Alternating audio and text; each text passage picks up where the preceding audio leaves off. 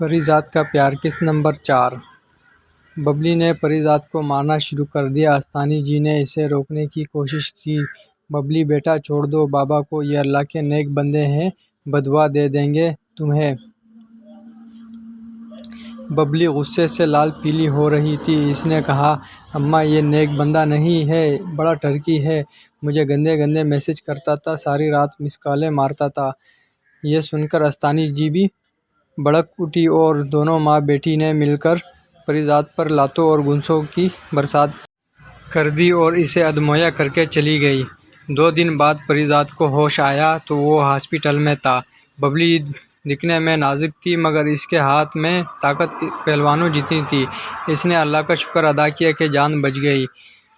اسے مکمل صحت یاب ہونے میں مہینہ لگا۔ اب وہ دوبارہ آستانے پہ بیٹھنے لگا۔ ایک دن وہ حسب معمول موبائل میں مہک ملک کا ڈانس دیکھ رہا تھا تو باہر کسی کے قدموں کی آہٹ سن کر اس نے جلدی سے فون آف کر کے شلوار کی جیب میں ڈالا اور تسبیح پکڑ کر دانے گننے لگا۔ دروازہ کھلا اور ایک عورت اندر آ گئی۔ اس کے ساتھ ایک لڑکی بھی تھی۔ دونوں ایک دوسرے سے بڑھ کر حسین تھی۔ پریزاد اونچی آواز میں سبحان اللہ ماشاء اللہ کا ورد کرنے لگا۔ عورت اس کے قریب بیٹھ گئی اور لڑکی کا ہاتھ پکڑ کر اسے بھی بٹھا لیا۔ لڑکی مسلسل دیواروں کو دیکھ رہی تھی۔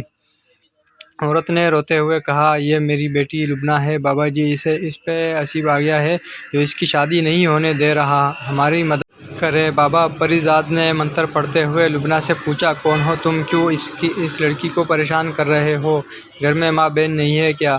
لبنہ نے آنکھیں اس کی طرف گھما کر زہریلے لہجے میں کہا میں اس لڑکی کا عاشق ہوں، اس کے حسن پہ مرتا ہوں، اس کے گولڈن زلفوں کا اسیر ہو گیا ہوں، یہ صرف میری ہے، اسے کسی اور کا ہونے نہیں دوں گا، میں خود شادی کرنا چاہتا ہوں اس سے۔ پریزاد نے غصے سے کہا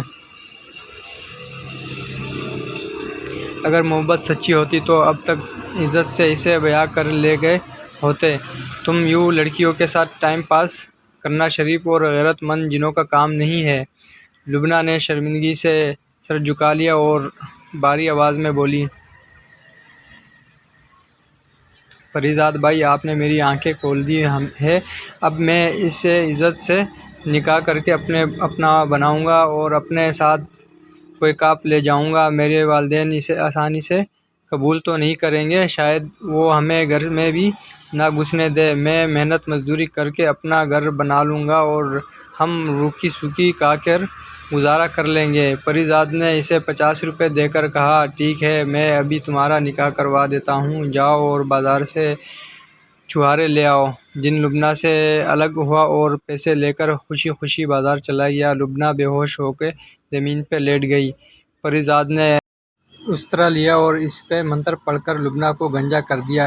اس کی ماں حیران پریشان کھڑی سارا منظر دیکھتی رہی۔ اسے پریزاد بابا پہ یقین تھا کہ وہ کچھ اچھا ہی کریں گے۔